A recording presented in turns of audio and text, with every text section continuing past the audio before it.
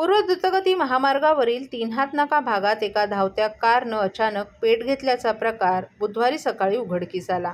ही घटना इतकी भीषण होती की संपूर्ण कार जळून खाक झाली।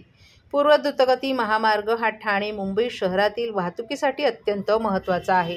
हजारो वाहनं मुंबई ठाण्याच्या दिशेनं येथून वाहतूक करतात। या मार्गावर अनेकदा वाहतुकीची कोंडी होते। वाहतूक अधिक प्रमाणात होत असल्यानं पोलीस देखील मुख्य चौकात तैनात असतात।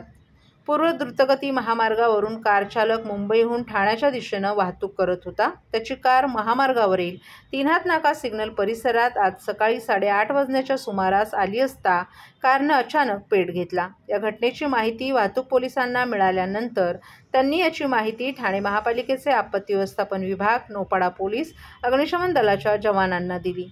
पथकं घटनास्थळी दाखल झाली। त्यांनी आगीवर नियंत्रण मिळवण्याचाही प्रयत्न केला, परंतु आगीमध्ये कार जवळपास जळून खाक झाली। या घटनेत आग लागल्या क्षणी कार चालकानं पळ काढला होता, त्यामुळे मोठी दुर्घटना टळली।